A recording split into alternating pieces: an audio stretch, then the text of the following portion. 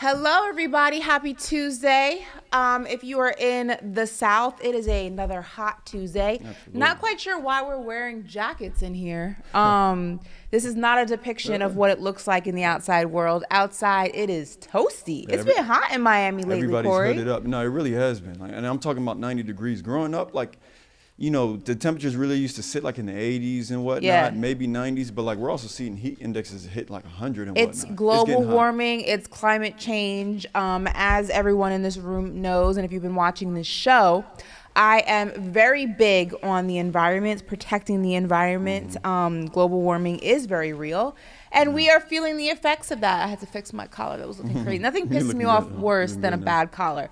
In Texas, it's like it hit like 108 yesterday, Ridiculous. which is insane. Ridiculous. Welcome to the show, everybody. Paper out. I'm Ashley Nicole Moss. If you didn't already know, that's Corey in the cut. We got Woo in the West. In the back, we got a full house. BC in the back, and the mysterious Mandeville, who we never ever see. Maybe one day he'll appear. Don't count on it. Shout out to everybody holding it down from a social standpoint. All our peeps out west, the West Coast, not the best coast, but that's okay. We have a lot to get into. We have a jam-packed show today. Some news of the day. We have a special guest pulling up. We got Antoine Walker in the building. A lot of cool stuff's going on. Absolutely. So why don't we want to get into news of the day. There's Antoine Walker right there, everybody. There he is. And that special guest is Terron Armstead, offensive tackle, all-pro offensive tackle of the Miami Dolphins. He'll be on later. He's been doing some great things in the community. I know you're excited to talk to a Miami Dolphin. You know it. You're going to probe him for some information? Absolutely. And listen, he has a big responsibility. Got to protect Tua. So, yeah, we're going to have that conversation with him later. But, yeah, what's up, Antoine? How you doing, man? Doing good, man. Doing good. You guys complaining about weather, man. Chicago, we wish you could get 85 every day, 90. Well, what's Chicago weather like in the summer, though? It gets hot, no? It's nice, yeah. It's about to get nice now. Oh, okay. I'll take that. Now. I'll take that over what we're dealing with. This is the type of weather that, you can't even... I say this all the time, and people think I'm crazy. I don't like the summer. I don't like being hot. It's just not enjoyable for me. I can do heat in, a short spurt. If I go on vacation and it's hot, I can do that. The pool, the ocean, the drinks, tan, and then I get to go home. I've never been somebody who likes the heat. Summer's, my least favorite season of the year. I'm a fall, winter girl. Yeah. I mean, it's fitting. You're from New York. So. Yeah, I've always been a fall, winter girl. Now, when it hits, 20, 10, it's wild. But, 40 degrees is beautiful to me. That's a nice little coat. I can walk around and not be hot. There's nothing worse than being hot because my philosophy is this. Really? Yeah, I'll tell you why. Here's my philosophy with this. You can do a lot to warm yourself up if you're cold. You can layer, you can wear gloves, a scarf, whatever. If you are hot, what can you possibly do to cool yourself down except be indoors? See, but then if you're outside, what can you possibly do? I hear you, but then it comes down to what's actually bearable though. You know what I'm saying? I think just cold weather in general is it's hard to bear. The hot, I get what you're saying. It's hard to get cool, but if you're hot, is it really that bad of an experience? I think the experience of being cold is ridiculous. You can't feel your fingers. You can't think.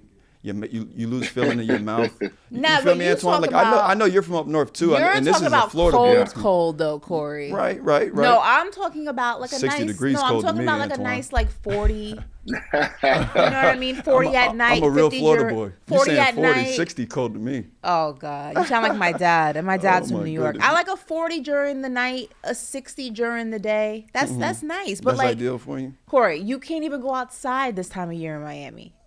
That might be true. There might be some truth in that. Antoine, what are you, a winter? Are you a fall? Are you a summer? What are you? I enjoy the summer. Oh. Yeah. I enjoy the summer. Yeah. I like the golf, Ash. I mean, we like to do other things. It's cold here in the winter. You ain't never That's seen true. how the Chicago, I heard, is winter. different. It's brutal. Yeah, it's different. I'll win something different. He's not lying with that either. Yeah. Well, it's you called said the you Windy went to City Notre for a Dame, reason. so you kind of know. No, I know. I'm very familiar. That Antoine. He's down the street. Notre Dame down the street. Yeah, I can speak from experience. That cold weather is no joke. And again, you're from New York, so that temperate weather over there, I get why you like that. I like my Antoine, hoodie and my she's never Tim felt that weather. You know Midwest. what I'm saying? I could bring the butters out. Yeah, right. My baby hair. When I get my butters. Dominican blowout is super straight. You know what I mean? I can't do that in the humidity. I haven't wore Tims all year. You know what? Yeah, it's too hot I down can tell here. you what. It's not even about being fashionable in the Midwest. You gotta have some North Face, Patagonia. What's the? I love the a good brand North called? Face, though. Carhartt. Yeah, you gotta have the stuff that's really gonna keep you warm for real. But yeah, no, let's get into the news of the day, huh? For sure. Yeah, let's do it. Yo, I wanted to get your thoughts on this, Antoine. So Dennis Rodman, he had an interview with Vlad TV, or with Vlad rather. Yeah. And he said that Larry Bird will be in Europe if he played in this era. We got a clip from that episode. We're actually gonna take a look at it, and I want to get your thoughts when we come back. If Larry Bird played in this era, I think he'd be in Europe.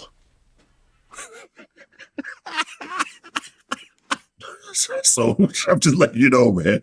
Really, like I said, I'm just saying he would be somewhere over there because I think his game was fit for Boston at that time in the '80s and stuff like that. But today's world, oh hell no, there's no way. I'm not downplaying him because he's a great player at that time, just like I was. But I'm saying no, there's no way, no way. I think the kid from Denver is way better than him. So yeah, Antoine, he said like with the pace nowadays and Be for whatnot, real. he said that Larry Bird couldn't get it done. And then he said at the end that he feels Jokic is better than Larry Bird. Can you agree with that first? Was it I don't know. Jokic or Murray? No, I think he was. Well, first, he had to be referred I to don't think Jokic. Dennis is watching a lot of basketball right now. I'm not saying to be. I'm serious. Like, there's no way he did that. This actually fits Bird game even better. Right, because he stretched the I floor, mean, right? he could stretch the floor. They and obviously you got to think Bird was a triple double threat. He was a guy that passed the basketball too, so he would play great in this era. With his ability to shoot threes, could you imagine Bird having the ability? Like back then, it was uncommon for guys to shoot 9, 10 threes a game. You're gonna give Bird an opportunity to shoot, and that's like the thing, to shoot 10, 15 threes a game. It'd probably be better than what he was. The game is perfect for Bird, especially with his ability to pass, and he can handle the basketball. So I don't know what Dennis is going with that. He may have a tough time defending because you have more athletic 4s and 5s and 3s that can put on the floor. That may be hard for him. But as far as offensively, no, the numbers would probably be higher. Better, right? Yeah, he might average more points per game. What you think, Ashley?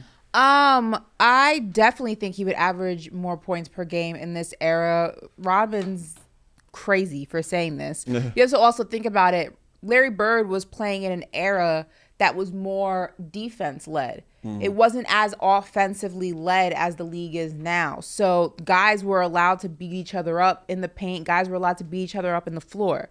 So that's why you also see a lot of older guys may not have played as long as a lot of these new players will be able to, because you barely can touch anybody these days. Right. So Larry Bird would actually have a exceptional career because the defense is so light in this area that it would be a scorer's paradise. It is a scorer's paradise. That is perfect for a player like Larry Bird, who was physical, not the most physical, was really an offensive just powerhouse. This is the prime era for a player like that. I'm not sure which Larry Bird Rodman was referring to. Right. But it wasn't that Larry Bird, because he would cook. He would be cooking out here. Yeah, honestly, any version of Larry Bird. I don't know if you guys remember our starting lineups, like our all-time starting lineups. I had Larry Bird in my starting lineup because I thought he could stretch the floor. I wanted him at my 4 so he could be, that guy sitting in the corner hitting shots. I don't even think he would occupy that role. He would just be like the team's designated shooter, right? The only thing that he may have had to change of his part of his game, he would have had to have gotten quicker. He was a little bit slow for if you compare it to the speed of guys in this era. Obviously when you're talking about a Jokic, he's not the fastest, but that's the anomaly. Like most guys in the league now are a lot quicker. They're a lot more athletic. They're a lot more agile. So he would have had to up his speed a little bit, because in this era he would have been considered more of a slower player. But in terms of his game, it absolutely would have translated to modern basketball. With him being as great as he is, I think he it's fair to say he probably would have made the adjustments, because there's room for players like that. For sure, right? That's probably what he had to adjust to. There's guys like Luka, there's guys like Jokic and whatnot. Well, he would have struggled defensively. I think that's the defensively, thing. Right. Yeah, because he would have had more guys. He would have had to actually guard the 3 spot that are running pick and rolls. You know what I mean? That's a good point. the Jokic's, the Carmelo Anthony's when he was in his prime, LeBron James. You got to guard guys that's going to really put you in a lot of pick and rolls. I don't know if Bird would have been able to defend at the level that was needed to, but scoring anything offensively, he would have dominated. No, I agree. All right, well, the last thing that Dennis Rodman says was that Jokic is a better player than Larry Bird. Do you agree with that statement? No, I don't agree with that. No. I like Jokic. I think Jokic is a great talent for his size, but he's not at Bird level. Yeah, he's not that. And they're different players. That's what I felt too. That's like I feel like it comparing wasn't a fair apples to comparison. oranges. Like you can't compare a Larry Bird to a Jokic. They're drastically different players. Yeah. Like you have to. I don't like those cross position comparisons because they're responsible for different aspects, different parts of the game. So for me, it's. Yeah, that was a weak comparison. You would have to compare him against somebody who plays a similar game as him, the same position as him. That was a weird comparison. So. But just to add to that, what everybody has to understand, when you start comparing the older players to the younger players now, the rules were totally different. When I first came in the league in '96, you can hand check, right? So you can guard players totally different. So it's a different. So that's why some guys would have struggled playing in an era where you can hand check if they didn't have the proper handle and could do certain things. So it's just a different game that some of the younger guys, that the older guys played, which was more physical. You could control it. You can control the offensive player a lot better. Now it's too much free flowing. You can't touch nobody. So it's different. So I think it's really hard to kind of say that Larry Bird and Jokic, those are two different players, two different eras. I don't know how good Jokic would be in the old era where you can hand check because he's not that quick. He's not, a guy that's lightning fast, is running the floor, doing those things. So you can control him a lot better. Where now he's more free-flowing. He can make passes. You look at the triple-double numbers he's got. It's just totally different game. So people got to understand that the rules were different. Yeah. The hand check was a time, man. It yes, really was. The rules were different. Yeah. Yeah. I vote to bring the hand check back. Right. See, Ash, I had a handle, so it didn't bother me. I vote to bring the hand check back. Bring the hand check back. Yeah, no, for real. Oh, really? You want to see games played in the 80s? I want to see the hand check. Bring the hand check back. It was fun to watch. It was fun. You know what? That's my only critique of modern basketball. I wish that it was more of a defensively rewarding league. That was one of my frustrations going back to the playoffs with the Heat and the Knicks series, was that the Knicks are a defensive dominant team, especially when it comes to remnants of that 90s era basketball. Tibbs lives in that era. That's his bread and butter. So for me, it's frustrating when you are playing a team in the modern basketball era and you're built on that foundation, but you can't really thrive in it because the rules don't allow it. I mean, you couldn't even sneeze on Jimmy Butler without getting a foul. It's frustrating as somebody who really loves the defensive aspect of basketball, that you can't really play defense in the modern NBA. Like it's defense, but it's like a baby version of it. It's just it's frustrating to watch sometimes as an NBA fan also, because it's like, come on, let them play. You know what I mean? Yeah, honestly speaking. But all right, guys. They said, the reason why they changed the rules though is because they said the fans did not like the games played in the 80s and 90s. Because they're casuals, Antoine. Right. Only casuals. I'm just telling you why the rules changed. Only casuals don't want to see defense. Only casuals want to go to a basketball game and see people slam dunk and do all these crazy trick shots and just all these high-scoring all-star level games with absolutely no defense. That is why you had some people calling the Heat Nuggets series boring.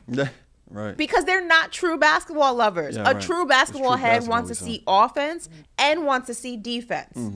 Maybe maybe defense more than offense. Nobody wants to go and see the Harlem Globetrotters. Like, be for real. Well, you know what Adam Silver said, right? Over the years, people love to see the Steph Currys of the world, the Damian Lillards of the world, the deep, the perimeter shooters and whatnot. And they say that aggressive nature of a game would take away from players like that. So, that's why they try. They want to meet in the middle, but they're not meeting in the middle. That's cap. Yeah, hey, it's just like in football, right? You want to see high scoring games. The games even change in that area as well. So I don't like high scoring football games. I do. I want to love see high-scoring defense. football I want to games. see you try to do something. Come on, nobody wants to see like a 16 to like 7 game or something like that. 14 to 7. You do, Antoine? You one of those guys? Yeah. Well, you a Bears Yeah, I fan, like so you that. probably. I mean, you kind of used to them type of games. Huh? Yeah. You can go up my Bears. That's No, right. that wasn't even a shot. I'm like, your reaction made it seem like that was a shot. It wasn't a shot, but it's their style of play, right? It's just like the Ravens. You're not really gonna see those teams get into shootouts because they're typically run heavy, right? Makes sense. All right, Corey, you got your lick. You got your lick. Yeah, we're going back to basketball, huh?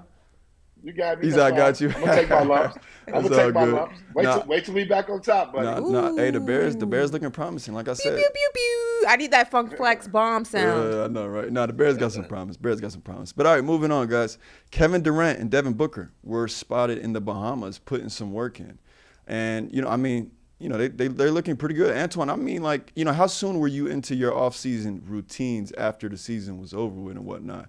Because these guys, they're killing two birds with one stone, right? Going to the Bahamas, but also still getting the work in. I'm not going to the Bahamas to work out. That's overkill. I ain't going to the Bahamas to work out. I usually started after the 4th of July. Okay. To start getting ready for a season. So I try to give me a vacation or two in. And it depends. I mean, I've had years where I didn't make the playoffs, so my season's over with in April, the end of April. And then I have team when I made the playoffs. So I usually try to start like after the 4th of July. Okay. And that's usually like 3 days a week, and then you just rev up as you get closer. But everybody's routine is totally different. Okay. Yeah, I mean, it just depends. But but Kevin Durant's a basketball junkie, so I'm not surprised. Yeah. That's just what he does. Yeah. He probably that's rubbing off on Devin, getting him going.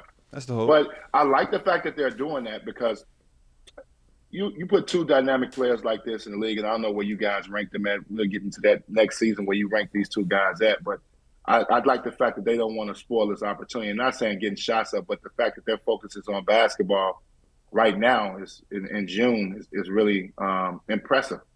Because I wouldn't be putting those shots up right now. I could see them doing some conditioning, lifting weights, or something of that nature. But putting shots up right now, I think is impressive. Might be a team that's going to be focused on winning it all. Yeah. Well, speaking of ranking, right? It was just the other day KD joined a Twitter space that was titled, Antoine, KD is not top 5. And, of course, he was in there, of course, wanting to just keep the vibes positive and whatnot. But these fans chose to not take advantage of that opportunity to speak to KD. They're not fans, Corey. They're losers. Losers is what I'd use to describe them. But we got that clip here. Let's take a look at it. Or listen, rather. Show me any indication of me ever being pissed off about not getting no love in the arena. Ever. Any video of me getting pissed? Do you know my name? You know my name? Have you seen that from me? I'm stating it. Do you know my name? I'm just saying, have you seen that from me, or did you hear that through like a bunch of narratives being created? Like, I hate my teammates, or I'm jealous, or I don't like I ain't getting enough fan love. Like, what? I seen my jersey all around that arena. Everywhere I went in the Bay Area, people showed me love. I never talked about that. So where'd that come from? All right, from my perspective, just personally, because really I am just a normal Warriors fan. I don't work in media. I don't got nothing special going on. I just talk about this in my free time. From my perspective, from the outside looking in, is there were so many different groups of people just trying to break this thing up. But what does that mean? How does that matter for me? What does that mean for me? You acting like it felt like y'all might be more upset than I was about the media breaking up the team. Like we were just looking. I acknowledged it, but I think you guys might have really took that personal. I didn't take it personal. No, I wouldn't say. I wouldn't say it's personal. Hey, I'm gonna tell you where I heard it from. That book. What's that book that exactly? Ethan wrote? So Ethan Strauss wrote a book about. I was saying I was pissed about how I didn't get any love from the fans. I'm jealous of Steph and Mo Spates. Like, you believe Ethan Strauss over me? That's the biggest question to me. So, like I said, Antoine, these guys had a golden opportunity. Ashley, right? Like, they're in a Twitter space. If you're not familiar with Twitter space, it's similar to like Clubhouse and whatnot. It's like a group chat. I don't know how else to describe it, but yeah, they're talking about KD and him parting ways with the Warriors. Like, they could have talked about anything, him being like a great scorer, anything like that, and they chose to do this. What are your thoughts on that, Ashley? This is my surprise face. This is how surprised I am by that. Yeah. I just think that people are losers. Like, I feel like it's one thing to have your first of all, like, we don't need to rehash and continue talking about Kevin Durant and his tenure with the Warriors. We get it. You have your feelings about it. KD ruined basketball. Like, get over it. Like, it's over. It's done with. It happened. You can't go back and change time. People can. One thing I don't like about this whole thing with Kevin Durant is people selectively pick and choose when it's okay for players to move from team to team to better have a shot at winning a championship. And I talk about this all the time. You can say that you don't agree with what Kevin Durant did. I'm one of those people. I get it. I'm one of those people who didn't like the move. But I think you also need to separate decisions from the player. And people, for some reason, selectively are able to do that or not be able to do it at all. And for me, that's what's frustrating. Because you can disagree with KD's decision, but you can't disagree with the fact that KD is a hooper. KD never runs from the grind. He doesn't go to teams and just half-ass his way to a chip or what he thinks is going to be a chip. We didn't see him half-ass his situation in Brooklyn. We didn't see him half-ass his situation with the Warriors. We didn't see him half-ass his situation in OKC. We're not going to see him half-ass his situation in Phoenix. It's not who he is as a player. So maybe you can disagree with his decisions or some of the decisions he has made, but why do you not keep that same energy for LeBron? LeBron's been on 3 different teams. Right. All of which to better his chance to win a championship. He left Cleveland because he couldn't win one, went to Miami to win one, went back to Cleveland, won one, went to the Lakers, won one. Why is it okay for one? Why is it okay for a LeBron but not okay for a KD? Why is it that we chastise a KD but then also chastise a Dame for not doing that or a Bradley Beal for not doing that? This whole ring culture and a player's worth or value is equal to ring culture or how many rings they have or what they don't have has ruined how we view players. Kevin Durant is one of the greatest players to ever do it. He will go down as one of the greatest players to ever do it.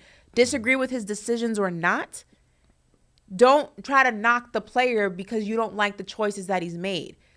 I think it's whack. The people in that Twitter space were whack. People on Twitter, most of them are whack. I think it's whack. KD, do you. Screw it. What's your thoughts on the KD slander, Antoine?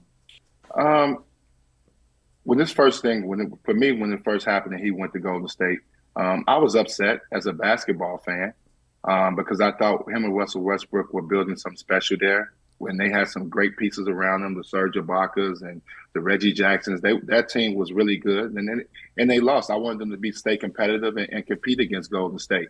So that was my first initial reaction. But I also understand the player when the opportunity, and so much in the NBA, so unfortunately, especially a player of his stature, are judged by championships. So he put himself in the best position to be able to win a championship. So I'm not mad about that part of it. And he was the best player on that team. So that's when you got to stop when you think about this. It ain't like KD went there and wasn't the best player, wasn't the MVP of the finals. He went there and put in work and was the best player there. So I have a lot of respect for him being able to go over there with a Steph and Clay and do what he did. So that changed my mind immediately because he went over there and did what he had to do as an individual and brought a championship to Golden State, a couple. But that comes with the territory. When a player of his stature leaves his own team to go play with 2 other Hall of Fame players, people are going to make those type of comments. I get mad at Kevin. Let your body of work speak for itself. Stop entertaining fans and people for your decisions. Because you're one of the top players in the league, one of the top players in NBA history. Your work speaks for itself. I hate that he gives the energy to these people. That's the only thing that bothers me about Kevin. Yeah. You don't have to give energy to naysayers and people that want to watch because he's doing the work and he's performed at the highest level. And he'll go down in the history and everybody will rank him totally different, but he's arguably probably the top 10 player that ever played the game. We've never seen a guy 7 feet at his size with guard skills like he has and do the things that he does. So, and he's done it when it counted. He's been the MVP of the finals. He's done it when it counted the most. So I got the utmost respect for him. I did not like the move in the beginning, but he proved me wrong. And he did what he's supposed to do when he got in that position. It wasn't like he went there and then it came up short. You know what I mean? So I think people got to understand that. But Kevin has to stop giving it energy. He's too good of a player. Going to go down in history as one of the greatest players that ever played this game, greatest scorer to play this game to a lot of people. So Kevin's body of work speaks for itself. He just got to get out the social media aspect of it. That's it. That's it. That's it. I mean, I think he's already proven a lot throughout his career, right? I mean, cemented already a great legacy, and he might add to that, right? With the additions that we've seen with the Suns, this offseason and whatnot. But yeah, we'll see. But yeah, moving on. I know we have another piece of news, a little culture related. Chadwick Boseman to receive Boseman. Messed that one up. Chadwick Boseman to receive Hollywood Walk of Fame star in 2024. I think that's great. Of course, rest in peace to him. The Black Panther series was obviously a great series. It was sad to not see him in, the most recent Black Panther. I love what they did, at least to incorporate him in the film. But I think this is great. How you guys feel about this? Yeah, I love it. I mean, my dad went to Howard. I went to Howard this past year for homecoming, and the performing arts department is named after him. There, he went to Howard as well. He's a Bison. But yeah, Chadwick has some incredible films. He was a true thespian, the way that he dedicated himself to the roles that he played. He really absorbed every mannerism and every aspect of the character he played, whether it was Jackie Robinson, whether it was the Black Panther. I think he also played Thurgood Marshall. I believe he played Thurgood Marshall. Tons of roles. But such an incredible talent. Obviously, we lost him far too soon. I'm just happy that he's getting his recognition. I wish he were here in person to see it, but I'm a firm believer that he'll be seeing it from the heavens. Of course. I'm glad that his wife will be able to accept this on his behalf, and all those people who loved him. The Black Panther meant so much to so many people, especially, little black boys and girls, and he'll live forever with that role alone, but he'll also live forever in the Hollywood Walk of Fame. So congratulations to him and his incredible family, and rest in peace, Chadwick. Absolutely. Anything there, Antoine? No, well said by Ash, but I just want to add, I'm just happy that he's not forgetting it. No, but we're still talking about him and understanding what he meant, one to our culture and one to young inspiring actors around the world. Obviously, the tragedy itself is sad, but to see him still get honored, I think is huge, and he's not being forgotten about. So I love to see this. Absolutely. Big fan too, though. Yeah, Big fan of I his really movie. was too. I really was. He was a great actor. But all right. Yeah, 21 Bridges was crazy. People in the chat are like, 21 Bridges. Yeah. That was a fantastic movie. Oh yeah, I know. I mean, yeah, he's some great ones for sure. But Antoine, I want to talk NBA. Right, there was a big trade that took place last night. The Hawks, they traded John Collins to the Utah Jazz. So if we were to go through some of those details, so the Hawks received Rudy Gay and a future second-round pick in return for John Collins. And John Collins, he's joining a team that I think has some potential, Antoine, and that's the question I have for you, right? So if we look at their front court's now going to be Lauri Markkanen. He was a first-time All-Star, right? You got John Collins, and you got a guy like Walker Kessler. How far do you think the Jazz are away from being contenders in the West? Are they a team that got some promise? You also got Colin Sexton. You got Jordan Clarkson. What do you think about the Jazz? Be serious. I don't think they're contenders for a championship, but I think they're going to be very competitive. I think they'll be a very good playoff team. To me, and I always, those are like C-list, B-list stars. They don't have a legitimate A-list superstar that you can put that organization behind, and that's tough with Utah. Obviously, a lot of big-time free agents are not going to go there. They're going to have to sign, obviously, through free agency or try to land a big-time guy in the draft. So I like the move to stay competitive. This is an organization that's always been competitive, and they always like to put a good product on the floor. So they'll be a playoff team. Do I think they can win a title with that? No, I don't. I just think you have to, in this league, if you look at teams that won, you got to have a superstar, man, if not one, two, to be able to get over that hump and get over that threshold. And I just think those guys I think they're very good players. I don't think they're at that next level, a tier of superstar players. So they'll be competitive. They'll be good. But when it counts and you get in the Western Conference Finals and you need to get a game on the road, do they got that guy on their team that can go get you 40 and get behind them? You know what I mean? So I just worry about that when you try to put those type of teams together. But I do like the fact that they put a competitive team together. You got to remember, it's still Utah. It's not a great big free agent destination. So it's very hard for them to get in the free agent market unless they got a max contract sitting waiting on somebody to get guys to go play there. So, but I like the move. I like them staying aggressive and continue trying to build and build a competitive team. Yeah.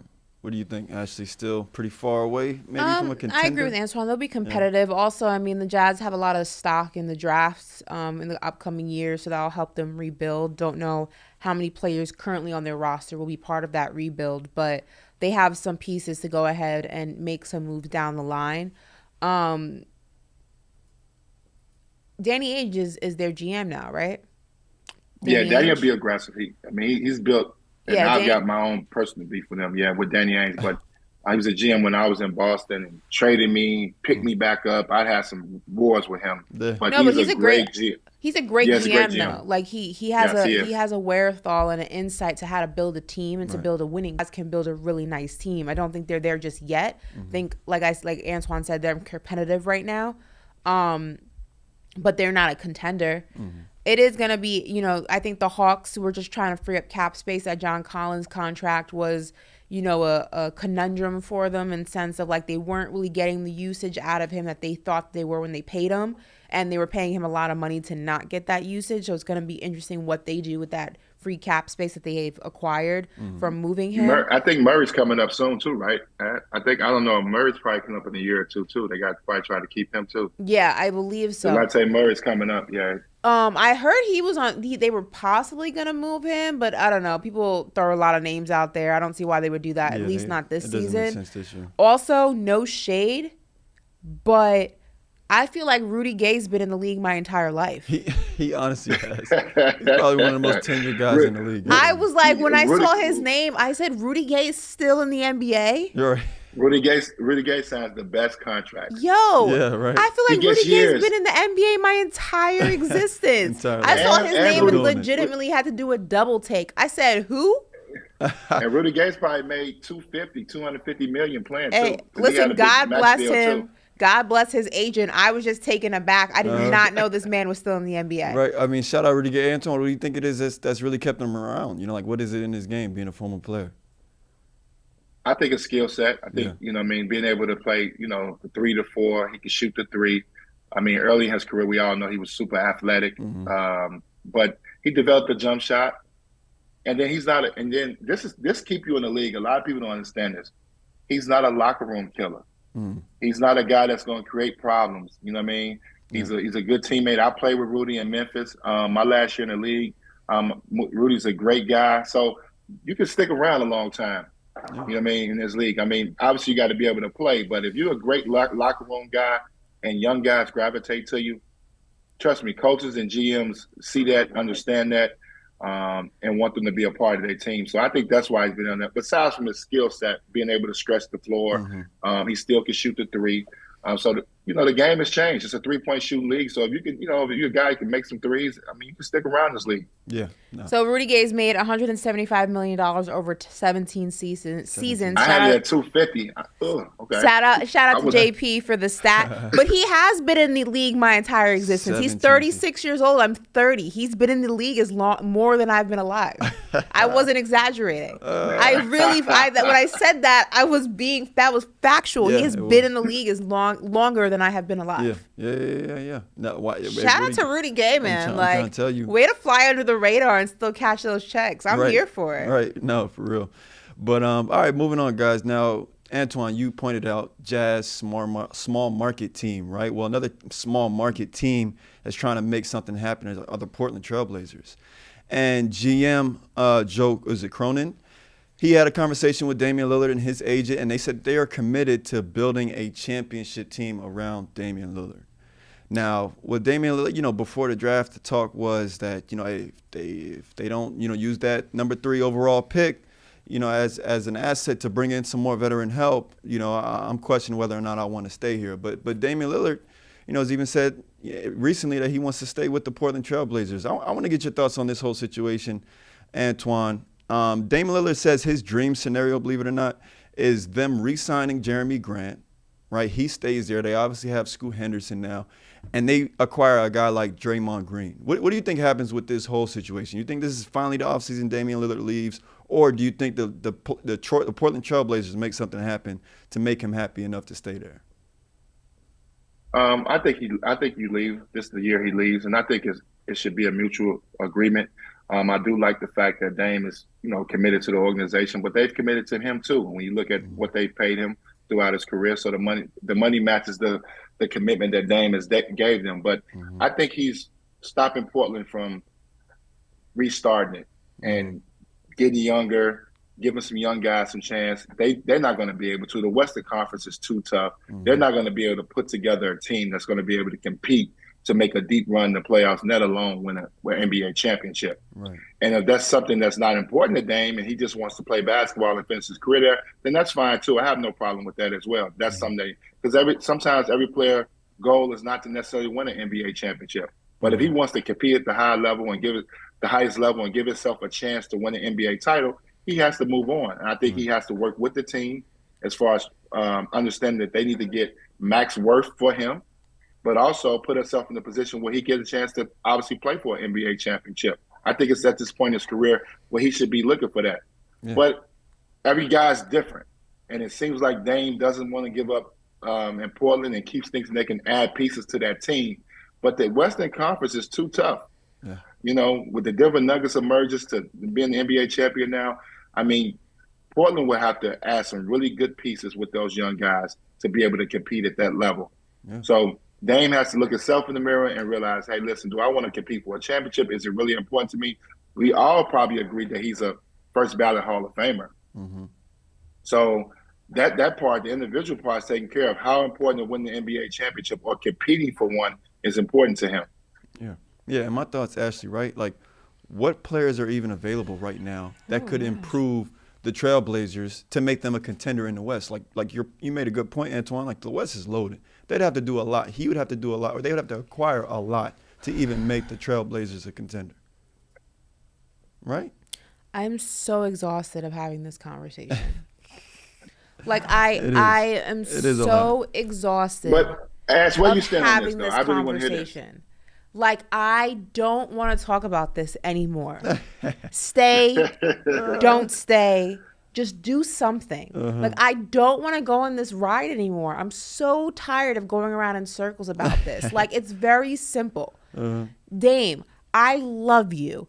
I'm a huge Dame Lillard fan. Dame time, all the time, every time. But here's the thing. He knew what it was when you signed up. When CJ McCollum left and the turnstile started to change on what this team was going to look like, Dame at that opportunity had a chance to stay or to go. He stayed and he signed his deal, not knocking that. But when you signed the deal, you also signed indirectly or very directly, non-verbally rather, said, I know this team is not ready yet. The team was rebuilding. You brought in young guys. You drafted young guys. You're still rebuilding. And yes, they may be further away from the rebuild than they were a few months ago. A few seasons ago. Yeah. But this is not a contender. This team is not winning a championship. But you knew that.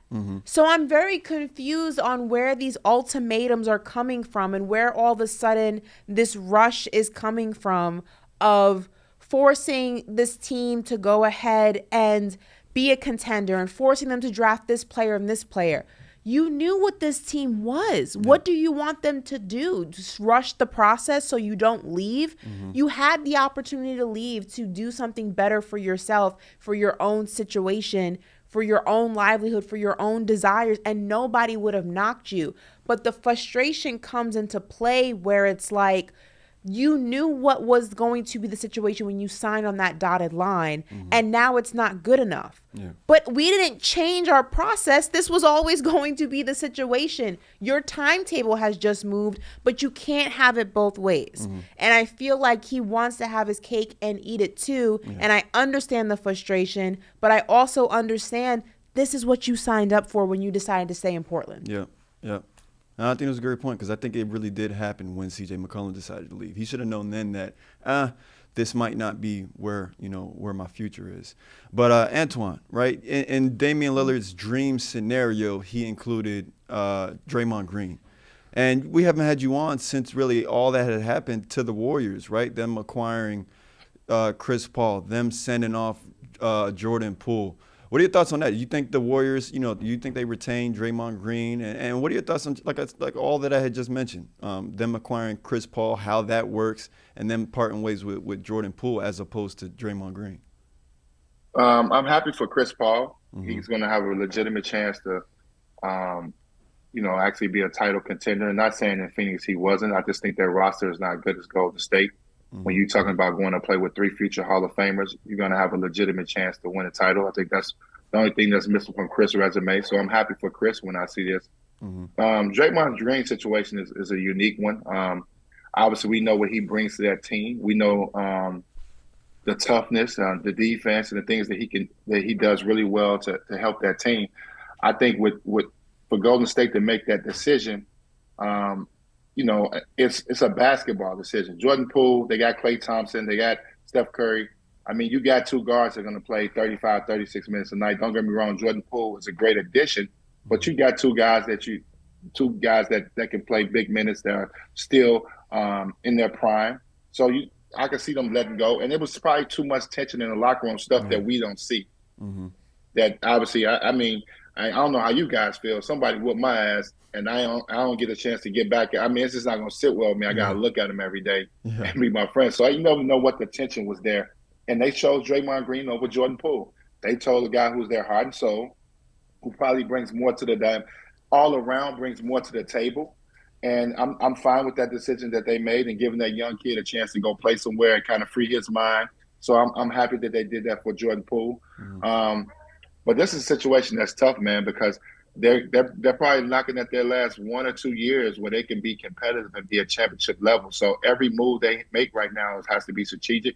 And I like it for Chris, though. I'm happy for him. This is an opportunity for Chris to actually play for a title. Those guys have nothing but championship on their mind. That's their goal, and that's going to be great for Chris. Hopefully he gets an opportunity, again, to get back into the finals and have a chance to win the NBA championship. Yeah. I'm confused. Yeah, I'm very confused.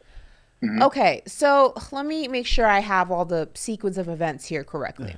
CJ McCollum leaves, Dame decides to stay, but Dame wants help. He doesn't get that help in terms of experience and veteran leadership. He gets it in terms of young players who are going to require work. That's not enough for him. He doesn't want to go ahead and be part of a rebuild. He doesn't want to go ahead and be part of the restructuring and the remolding of young players. He wants to go ahead and win now, be a contender now. Mm-hmm.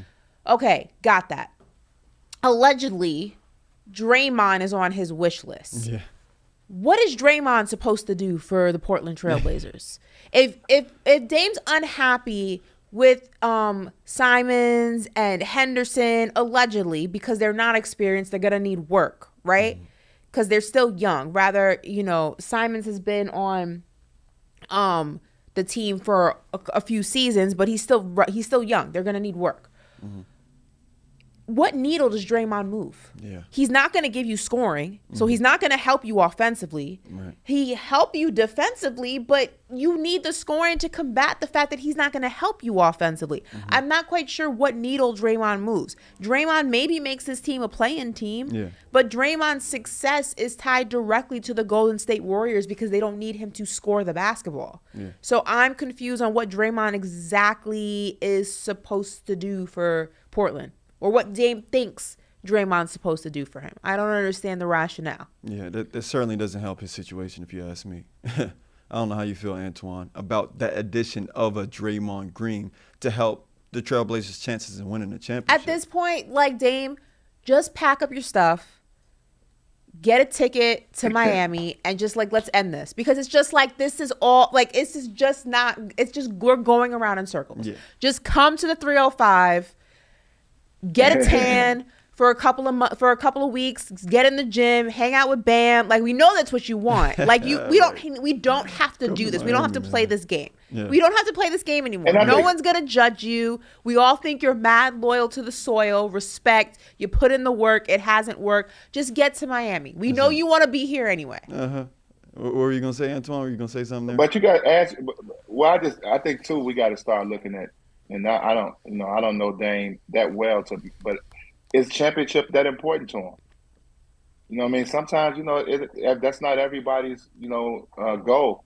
And if that's not the case, then that's why he's probably staying in Portland. Because trying to force Portland. If his goal is not to win a championship, if that does not matter to all players, and I agree with you, some players don't live and die by the ideology of a championship, then why breadcrumb all these different stories?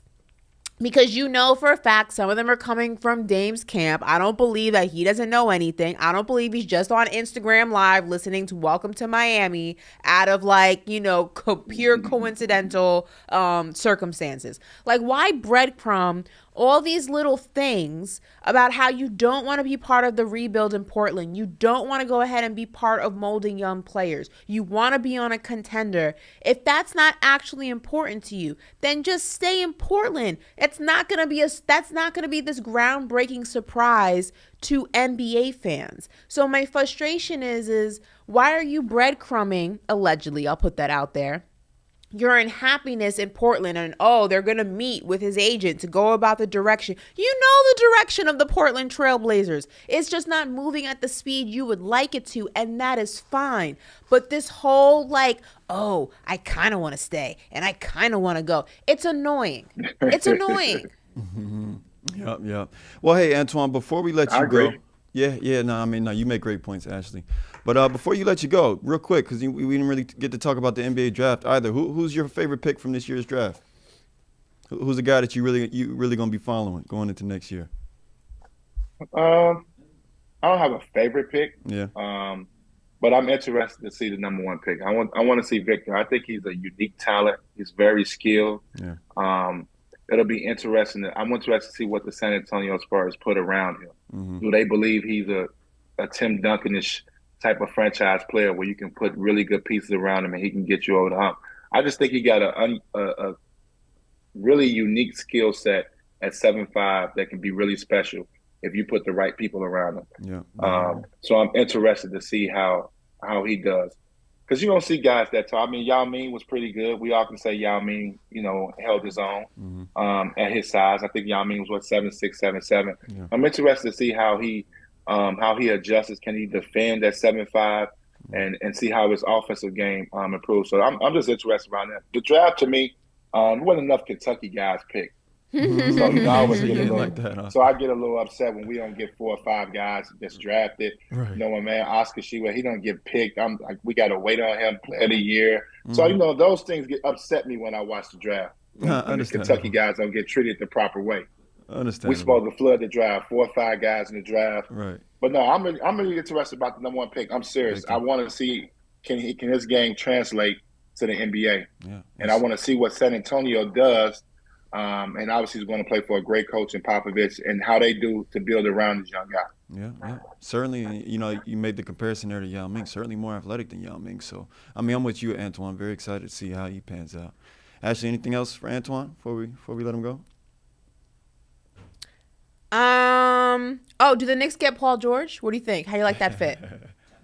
The GOAT? I like the Paul GOAT? No. I like Paul George. The Knicks need to make another move. They can be competitive because Tibbs is a great coach and he can, get you to the playoffs, but they need somebody else. Julius Randle has shown improvement, but they need a guy that can go get buckets. If they can put together a package to get Paul George, I think I'd take that. I like a Julius Randle and Paul George. See, it's a difference. When you want these players, you can't give up too much of what you got to get them. Mm-hmm. Because then it changes the whole scenario. It does, yeah. But if you're able to get Paul George and don't have to give up a lot, and because the Clippers may want to get off some of that salary, then I think it's a great move. Yeah, we'll see. I agree. Well, hey, Antoine, we appreciate you as always for joining the show today, and we'll holler at you next time. Bye. All right. All right, Antoine, appreciate you, man. So listen, you're listening to Paper Route on Faction Talk, Sirius XM channel 103, or you're watching us live on YouTube. Actually, what we're going to do? What we're going to do is actually, and we talked about the BET Awards yesterday and whatnot, and remember, it's the 50th year of hip-hop, 50th anniversary of hip-hop. So what we're going to do is actually re-air, or I'd say look at some clips from our episode with Timbaland. We had a really dope episode. Ashley was on that one. And, when we come back, we'll give you our reactions to them. So here's the first clip. The first record I came out with, Pony was actually 8 years old before it came out. Wow. Really? Yeah. It was 8 years old. Music is like wine, baby. Huh, Sometimes you can set it in a barrel, and it don't necessarily got to be birthed at that certain time. So when people say, "Oh, I did this a year ago," I'll say, "And the world ain't really hear it." Pony was done 8 years ago, and the first record that got us popping was "If Your Girl Only Knew," Aaliyah, and then Pony came right after that. But it was still bubbling underneath because people was like, well, who is this guy in this rodeo, this black guy? Then all of a sudden, it just started to grow. You know, people, because my sound was so different. So, you know, anything that's different, people don't understand. They're going to always question it. So I went through that for a while. But at least I had a great, at the time, management team like that really fought at that moment was Black Ground that Aaliyah was signed to that really fought for my sound. So I can't, you know, Barry Hankinson believed in my sound, you know what I'm saying? And Missy Elliott. Missy really believed. She was the number one who believed in Timbaland, period. That's why I'm here today. But for us, like that sound, like going to radio, he was the guy, like, you crazy, this guy he the new guy. Right. The radio, I don't know, we want to play, this is weird, this is that. But he fought for it. Right. You know what I'm saying? Right. When I didn't know, and he believed. So I thank God for having a person in place to fight for my sound. You know what I'm saying? You and Missy, man, y'all was just like a force to be reckoned with. How's y'all relationship now? It's the same. I feel like I just told her that, like, you know, for her birthday, I would like to drop at least 2 songs or an album if we can do it, depending on her. Finally. Yes. Depending, like, I know the style. Like now, I know the direction, and it's like, you know, it's all about God's timing. She's out doing shows. She got a couple shows coming up. I think she's doing Lovers and Friends Festival, and she's doing a headline in this new place in LA. So I would love to drop some around her birthday, which is in July. I'm telling you, whoa, that is sick. She's been teasing us though. She came out with, you know, featuring with Fly Girl, with Flo out in London, and I think that collaboration with them was amazing because, you know, the girl group. Yeah, the girl group. She did. Yeah. See, I ain't know. Yeah. So she has, you know, if you're a fly girl, get your nails done, get your pedicure, get your hair done. That. Yo, it's amazing because not only did they sample her voice on the song, but she actually appears in the video too. So I'm gonna tell you who Missy that I like. It's 2 people that I think that I would love to see Missy work with. I got this new guy from Mississippi that I think is amazing, that I would love to see Missy work with. So, You gonna say his name? can we hear? because I just, you know what I'm saying, his name is DeMonte. You know what I'm saying? Like his name is, but you know, so I don't know if that's his artist name. So I just said, but his real name is DeMonte. So, but Okay, I was about to say, are you gatekeeping or? no, he's from Mississippi. No, I ain't gatekeeping. But and then I say the other person is Brent Fire. Oh. So Brent got this song that he sampled a Missy record. He left Missy on the hook, and I said, yo, I almost was in tears because it felt like I was listening to Static again. I love And it was like, oh snap. It's crazy how music evolves and there's somebody just like you, have the same DNA, the same, like, you would think they was birthed at our time, but they not. Right. You know what I'm saying? What's Static? Static wrote all the Leo record. Static was a group called Player. You ain't never heard a song called Cheers to You? Yeah. All that, it was a play. Okay. Static he wrote Lollipop with Lil Wayne, all that. Static was the best writer in the game before he passed. Yeah, it actually took this episode for me to learn who Static was. You familiar with Static? Yes, Corey, I'm familiar with Yeah, I know Static. y'all always be making fun of me because I guess I'm a youngin' or whatnot. But You're not even that much. You're 3 years younger than me. I know, but I had never heard of who Static was. You didn't hear Static. You don't know the source. Oh no. Hey, nonetheless, You never heard of. I'll put you on who Static is. Yeah. You never heard Lollipop? Lollipop, Lil Wayne? the Lil Wayne? Yeah. Static. Oh. He just produced the song now? He's on the song. He It is? features Static Major. I don't remember Lollipop having a feature.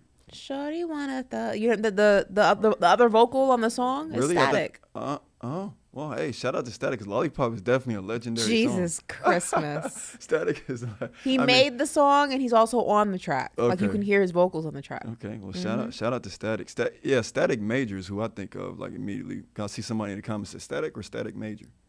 Static is Static Major. Oh my God! All right, now I just sound even more. Huh? Static literally is Static Major. They're the same person. Oh my gosh! Yeah, but and then saying rest in peace. Now I'm disrespecting the dead. Lord forgive me. Shout out, Static Major, you a legend. If you was on Lollipop, you a legend. But I mean, I'll tell you who was a legend, Missy Elliott. Missy Elliott is definitely a legend. So shout out. Is she's still alive? Man, it's just disrespect. She's still active. She's still making hits. Well, I mean, she's probably like still producing and whatnot. I would like to see Missy Elliott maybe on a song. That'd be cool to see. We haven't seen her on a song. I think you got to check for her. She's been putting out music. Has she actually? Yeah, like in the last 2-3 years. Oh, that's embarrassing. I haven't been keeping up on my Missy Elliott. All right, well, we got some more clips. Let's throw to those and we'll come back, give you our thoughts on that one. Top 5 hip hop artists of all time. Top 10, excuse me. Because you can go, you can go, you're listening to you can go deeper than that. So I just want to go by like what changed my life. I can't go by nobody else because everybody got. Yeah, your top 10. Like I got to think that as a childhood, Slick Rick, okay, Dougie Fresh, they changed my life. I started getting more into it. Rakim, who really set the bar high for me. I was like, oh, this bubblegum rap got to go. Then Big Daddy came, you know what I'm saying? Then I was like, for me, I was like, who is this? So rap started to elevate. Then came LL Cool J. Mm-hmm. Okay, so you have 4 right now, I believe. So I'm just going through I'm going through my DJ career. I'm naming it from that perspective. And then it was Run DMC. Run DMC might have been before LL Cool J, right? Okay. Because Run DMC had a lot of records.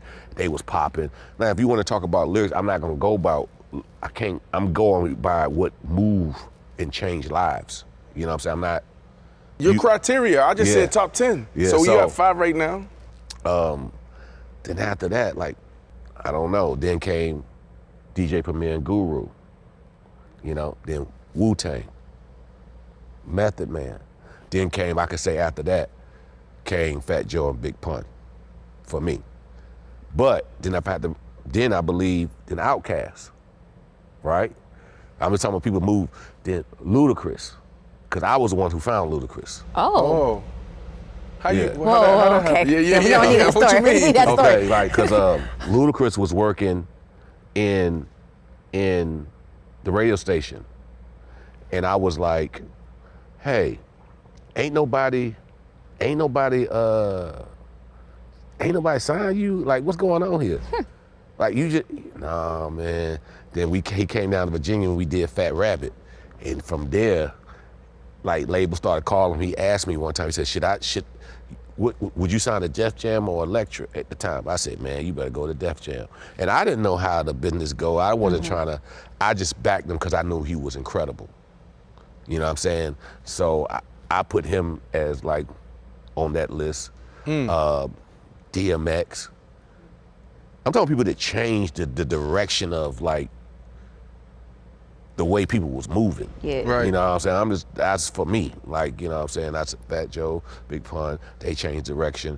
Then you had, I said Outkast. Anybody from Texas, anybody from Atlanta, anybody from the West Coast? I would say UGK, 8 Ball, MJG. These people I won't say in my top 50, but Crucial Conflict kind of gave me the ear to listen to different type of music. But they didn't have enough, you know, whatever. I would say Bones, you know, Bone Thugs and Harmony. They had definitely NWA. Boom, boom, boom, boom, boom, boom. Get Tribe Called Quest. Yeah. NWA. Mm-hmm. So basically what I hear you saying, this is impossible for you to give us your top 10. I'm just giving you. Because you ain't even go Jay-Z, you ain't go Biggie, you ain't go Tupac. You got even Kendrick Lamar out there right now. Okay, but I said not like, but you gotta say like, I'm going from the era of like just Jay-Z's #1 for me. Mm-hmm. And so I just go. I'm going. And Biggie and Jay and Nas are like the 3 Musketeers. And Tupac. I would say if we had to the Mount Rushmore, I would have to put 5 because I had to put Jay-Z, Biggie, Tupac, Nas. Damn, you got to put 6. It's impossible. Snoop Dogg. Let's not forget. Eminem. Oh. Nas. I said Nas. Okay. Yeah. A lot of people disrespect Eminem though. You better not. Well, there you have it. Not. Do not disrespect He took hip hop Eminem. and made story like he, you know what I'm saying? It's what people do with the word hip hop and how you interpret it. So these people I'm naming like changed my life to get me to where I am today, to make me love music even more. So I got 2 things actually, because that clip right there kind of remind me of the conversation we had yesterday about like Michael Jordan and LeBron. You made the point that it shouldn't have anything to do with an era, right? Whether you should, and when it comes to ranking people or being just knowledgeable of what was going on in that era. I feel like Timbaland almost kind of drifted off into that. He was just like, I come from, a certain area of producing this, that, and the other. And I feel like people of generations can only rank or list athletes, artists from that generation. I really hope that when I grow old, I can be able to just have an ear and be able to say that Biggie was in that mix of the greatest rappers of all time. But I hope I can also pull from like some modern artists. Why is that? Like why? Because I asked my dad the same question. Who are the greatest artists of all time? What artists of today would you put in the greatest artists of all time in mix with those guys? We can't say a Drake can't be in there. I can't even. I'm not even saying that because then it goes. As a rapper, then it comes down to goats and my goat, right? When you because talk about he's not my goat, but I think he is in there with one of the greatest artists of all time. No, we're not saying. I didn't say artists. We're talking about. We're speaking rappers. Yeah, rappers. When we talk about Jay-Z, Biggie, Tupac, Nas, Snoop Dogg, Eminem, you put Drake in that category. All right, not Drake, right? Maybe but not I'm Drake. But as okay, a I'm saying lyricist. We do have. There who are would artists you pull from this era that can be in that category? that are the lyricists like the Jay-Z. And those people that I just named, who would you pull from? It's tough because, like I said, if we're talking superstars, there's nobody that has superstar status like Drake. But then if we're talking about lyricists, we're not talking about that. Right now, lyricists aren't what are glorified. During their eras, lyricists were glorified. And like, am I kind of making a point there that you are? We glorified the lyricists it was back more then, about... but nowadays it's superstars. But you can't tell me that there aren't lyricists nowadays that might be just as good or maybe not even better than some of those lyricists from back then. I can tell you right now. I could give you Drake.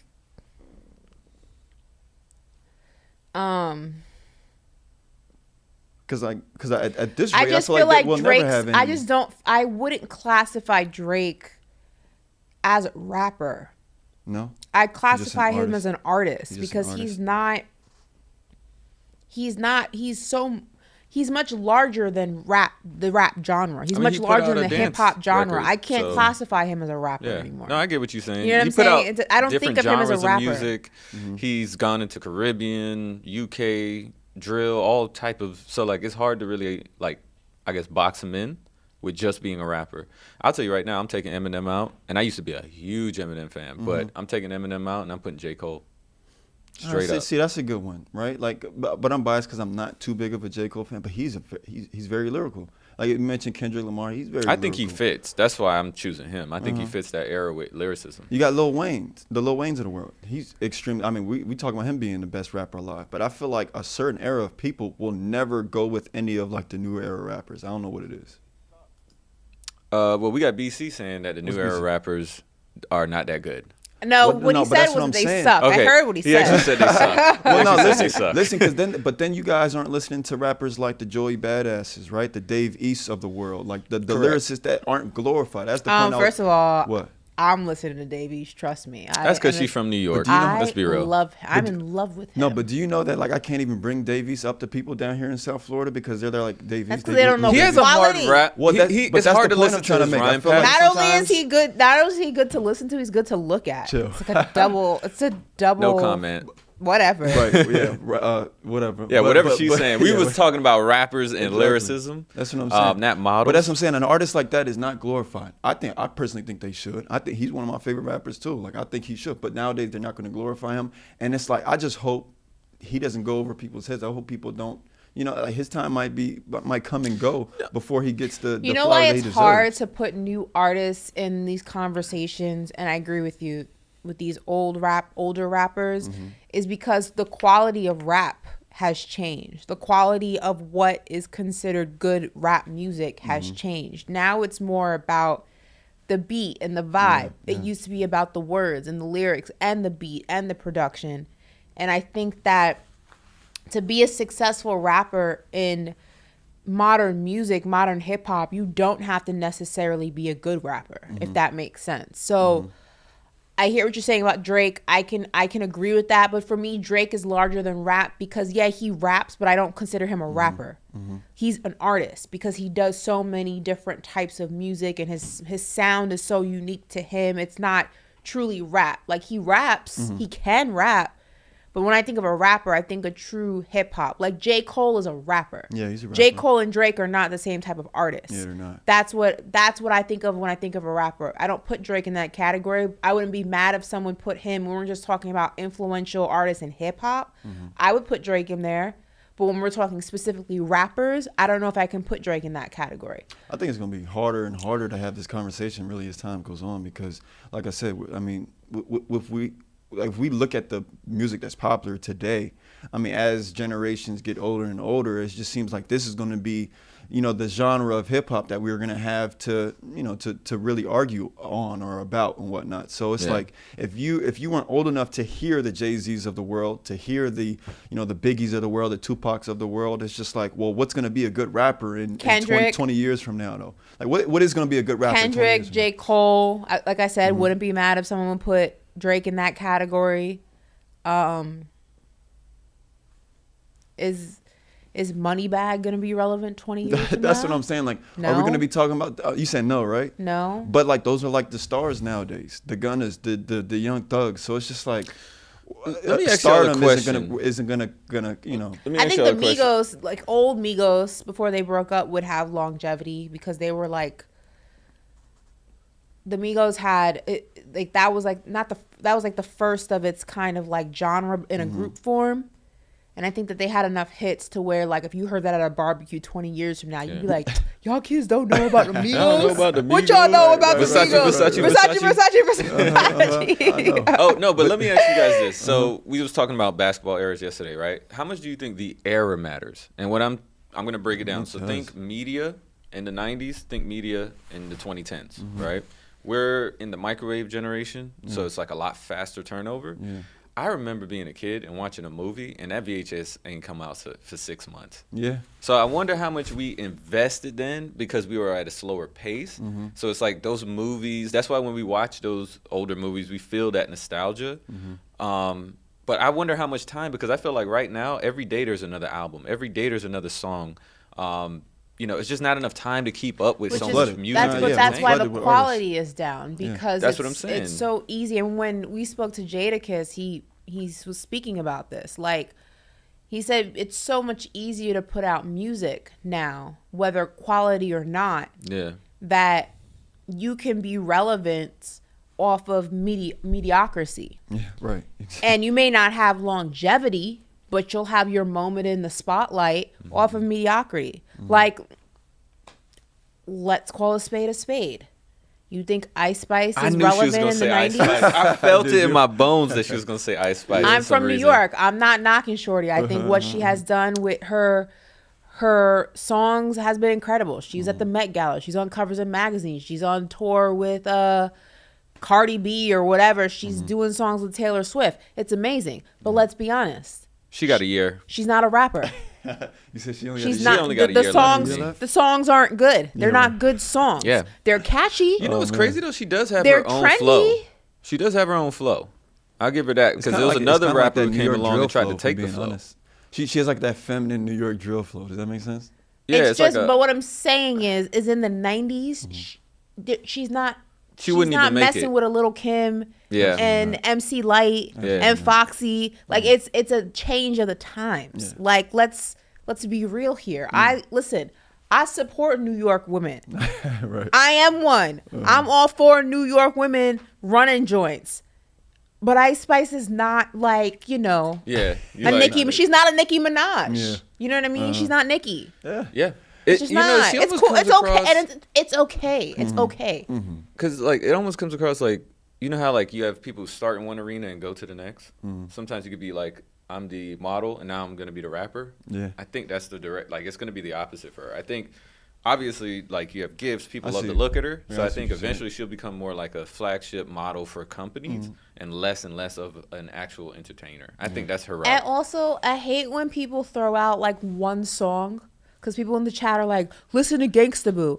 I've heard Gangsta Boo. You having one good song where your flow isn't horrendous. Yeah, and it's not like, oh my God, what is this? This is so juvenile. It does not override everything else that you have put out. It does not change my perspective. Yeah. There has to be more of one thing than the other for that to be the norm. You get what I'm saying? Do you guys think Glorilla has staying power? I She think has so. lyricism on her side. Listen. She captures the male audience, and not obviously just from just looks. It's really like the beat and the flow of her song. So we'll see. I think she's somebody that But might. I think that for women rappers, I think that the benefit for them is that you are able to venture into other things. Look at what Cardi has done. Look at what Nicki Minaj did so flawlessly. And Nicki Minaj has bars. She's a phenomenal rapper. She ventured into other things, film, makeup, perfume. Yep. I think that that's also beneficial on the side of women rappers because, yeah, Ice Spice may not be the greatest lyricist. And she may not have longevity in the rap game. But what she does in the rap game at this moment in time and how she goes ahead and she extends the tentacles of that into other things is what her longevity will come from. The same thing with like a Sweetie. Yeah. The same thing with some of the rappers who are more a flash in the pan versus, historic or, legends in the game. That's what they can do. Yeah. So yeah, no, fair enough. All right, well, we have some more clips to get to, so let's get to the next clip and we'll come back here shortly. So when you started working with Aaliyah, she was like, what, 16? So a 16-year-old, what was her work ethic like? She was dope. What you mean? She No, was a no, like, wolf. you know, like I mean, just- she was trained by, like, R. Kelly. Like, she been around a goat. So I'm taking, and the funniest thing, when I took on a place, I guess I came into that situation as a horse with blinders. I didn't even see R. Kelly. I didn't even think about his work. I didn't even think about nothing. I just said, yo, this is my time to shine. What's Drake's genius? He know human behavior. He know y'all young generation of women. He know it like to a T. He know the conversation they have. He know what they want to hear. And it's just like the beauty that he has is his tone. As soon as he get on anything, it just sounds great. And that's the thing that Jay-Z has. When Jay-Z rap, you don't never be bored. You always smiling. It does something to your endorphins, and you don't realize it. Drake has the same thing that a beat could be boom, boom, boom, boom, boom. Drake, Donnie, man, you just be jamming. I'm like, hey, that beat ain't got no beat in it. Right? But you jamming to it, right? So that means it's the power of the tone. You hypnotize. That's like when you see people say, breathe. There's certain people that can talk to you and calm you down. That's a gift. And I think that he's very smart, he's very witty. If you don't get bothered by the he say, she say, he will never respond. And if you have that attitude with everything, you'll win. He has a good way of not entertaining bull crap to make you just don't, like he might got caught a character maybe with the push and all that stuff and He was pushing but that's 2 out of 30, 20 something out his whole career. Jay-Z the same way. Maybe Jay had one. Nas. One. Whole career. I think the first one how I met him was when we did Jigga What, Jigga Who. He had this concept in his head and he's doing the flow. I said, do the flow again, man. I ain't hear the lyrics then. I said, give me 2 minutes. Went behind the keyboard, did the beat. He was like, then he said, no, if you can make the beat, don't finish your sentence, I got you. You said that? Yeah. And I did the boom, boom. He was like, I said, let me change it up, I got you. Now that I look back at it, it was me and him playing chess, mind chess. Because Jay-Z's a very intelligent, he's a prophet. When we did Picasso, it wasn't that at first. It was all about the Jewish culture and every culture. It was some other stuff. Like I was looking at this dude, and then he had a friend that came in that was Jewish. He had a couple people came, and they was looking at him like, wow. And with Jigga What, the first time I see somebody take all that information and don't write nothing down. Yeah. He just constantly just shake his head, be like, all right, I'm ready.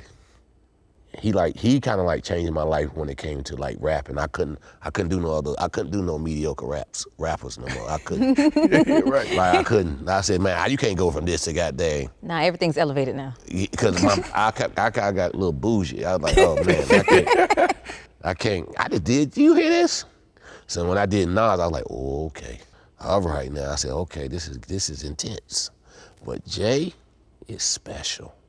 When you see artists actually write stuff down, do you look at them sideways? No, because now they write on their phone, which I'm like, damn, that's crazy. They writing their notes. Mm-hmm. And then go in the booth. I'm like, how do you see these little ass? And then maybe because I wear glasses, so it's like, I'm like, man, he went from paper to your phone. Then some of them do it like Thug will do 5 songs in an hour, and you won't hear nothing.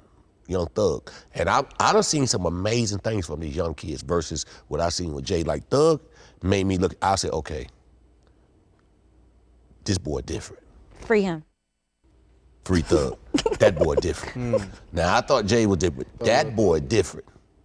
Like the piece line by line, him and his engineer go in the booth, put the headphones on, and you don't hear nothing. We just be talking. Then they come out, that song done, that song done, that song. I'll be like. So, but Jay kind of was like, he was giving you, that's Young Thug, so I'm comparing to, I'm gonna go back to Jay, but the difference is, remember Jay put out a book called Decoded? Mm-hmm. That's really him. Like, Jay is like, I read that. Jay is the book of Eli. Oh. It's hard for me. He's just like walking with Moses in the desert. He's a prophet. No, when you said that, it's just like, he was leading the culture. Was he? Yeah. Was he? I was honestly surprised that he said Young Thug was like a modern day rapper. He said could just go into the studio and just make songs off the top of his head. I'm not. Thug comes across like creative like that. Like creative juices are always flowing. Not surprised by that at all. That's what's up. I mean, yeah, Jay-Z, I kind of expected somebody like Jay-Z maybe to be that type of rapper. I mean, Weezy's like that. Weezy? Yeah. Who are some more modern like active rappers you think you could probably I don't know, but I know Weezy's notorious for that. Yeah. Not surprised by Thug. I would say Kanye's probably like that. Mm-hmm. He'll just fine tune it until it's perfect, but he can probably hear something or get inspiration for a song like that. Drake's probably like that. I think there's a few people who may take a while in terms of producing it and perfecting it, but the idea comes to them rather quickly. Yeah, but gotta think most guys on that phone. But all right, we got some more clips. Let's take a look at it. BC, what you got for us? It's all about the feeling. I want to feel good. I want to feel goosebumps. Music got to make you feel like nothing else is around. Nothing else in the world matters. It's like you in your Lotus room. You know what I'm saying? Like you just in your one space. You understand? So it's like you bring the artist into the feeling. It's the feeling of the beat that makes you be. Music is a drug that we don't take. We just inhale. Mm-hmm. And people don't realize it. They don't give it much credit. But guess what? You ain't gonna sit by the pool without playing music. No. It's a feeling that everybody wants. When you go on a vacation, what you playing? Music. When you got there and get a big check, what you playing? Music. That's a great question. In sports, our coaches, right? Like there's some coaches, great coaches that meet their players where they at. Like Bill Belichick, this is where we at every day. So what I hear you saying is like you like Bill Belichick, where it's like, yo, I'm here. The frequency is here. Exactly. I'm not coming down because you feel down, and but now it's time to create some. No, we not doing. We not doing. We gonna stay up. So you Bill Belichick. Basically, I'm Bill Belichick. I'm goddamn Phil Jackson. I'm all of them. I'm the best coach in the world. Yeah, but Bill Belichick and both win championships. Both are legends. There Bill you go. Belichick is like, this is how we ride, Exactly. and this is the frequency. And I win championship. Every artist I win championship. Look at Bia. Mm-hmm. We winning the championship. That's right. We get like I don't care if I'm sitting down for 6 years when the goddamn Phil Jackson get on the court and start writing out them plays for my players. we gonna win. Right. Okay? We going to the playoffs, like LeBron. Like I don't care what's going on. We gonna be in this playoff. All right. I don't know if we gonna win it, but we gonna be here. All right. Right. I don't see it. I got us.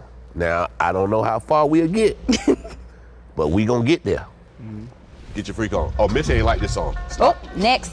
She ain't like this song, and I told her like, "Are you crazy? This is it." What didn't she like about She it? was like, it wasn't the beat. She's like, I don't know. She just didn't feel it. Like she didn't think it was there. So when Nelly Furtado came in there, that's when Nelly was like big, fly like a bird. She came in the room. She's like, oh man, what is this? I want to get on this. And so she got on it. And I was like, I told you, Miss, this thing hot. So Miss like, oh no. She kind of was on the fence. She knew it was hot, but she didn't want to admit that it was hot. You know what I'm saying? So once she did it, everybody like, Sylvia Rome came in the room. She like, girl, this is it, baby. Sylvia was like, Sylvia and Missy was like this. So she was like, having a CEO for your record label as a woman, that was Missy's dream. So Sylvia was, oh my God, baby, we there. And it's like, I said, told you. That's why I was like, I told you, I be knowing. Like, certain things I might don't know. Like, cause I ain't like 1 minute, man. I thought that beat was trash. Really? That song. I ain't really care for it. Wow. I was about to throw it away. Dang. So how did y'all push through? Cause she was like, you crazy? She came and she heard, she said, oh, that's it, baby.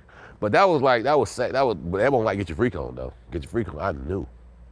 Then Sylvia was like, this is the first single. I was like, she's like, for real? I said, tell her again, Sylvia. So when you guys are in the studio, do you guys create a vibe? You have other people in the studio with you, or is just y'all two? Well, Missy, mainly? I never seen Missy record. Like, Missy always kicked me out. Oh, wow. She'll be in there when I'm doing the beat because she got to hear it, because she got to see the video. She got to see her stylist. She got to see all the whole vision. If she don't see the vision, I go through 100 beats for Missy to say, that's dope. She won't say something dope. She'd be like, okay, I like that one.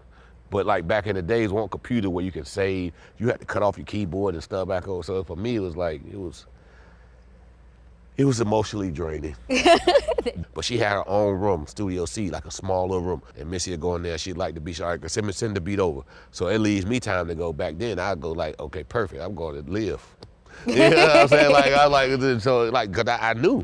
That was my time, so that's when I was like, okay, that's when I started enjoying Miami. Because first I just stayed on my bus on the side of the studio and just watched TV and blah, blah, blah. And I'm like, man, I don't like this place. But then this place was corrupting. As I say, bump it, man. They keep kicking me out. I ain't got no choice but to go out. So I started going out.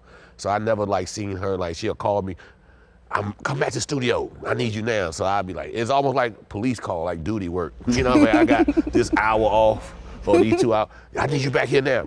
All right, I'm coming back. Then she'll come back and play it.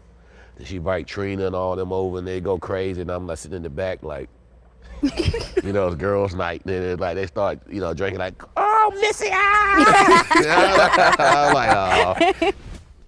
Well, I'm glad Timbaland convinced Missy Elliott that Get Your Freak On was a banger, because that ended up being an all-time great song. I don't know if Word. Absolutely. What? Like, how many dances and choreography, was done to that song? But that also show you how difficult it is to make good music, because we knew it was a hit from the moment it released. And for whatever reason, whether it was just she didn't like it, she wasn't feeling it. Right. So, music is one of those things, I think, where it's hit or miss. It's obviously talent, but it's like, to not see that as a hit is crazy. I know. All right, well, we got one more. Let's look at that, and we'll come right back. To be honest with you, man, for us, stepping in everybody, lane and get it up, ain't nobody seeing me. Between me and Pharrell, we like the tops. And I would say Kanye, too. It's really we the three musketeers. Because we really, Kanye took it to his way. I did the strong, I helped with the drums, but he's a king when it comes to slicing them beats. We all three musketeers, and all of us changed the logistics of the world and how people move. And that's the whole, you can't say, and I'll say Swiss came in, so it's 4. Swiss, when he came in, bang, bang, he changed the whole rhythm of how we was moving. He brought the edge back.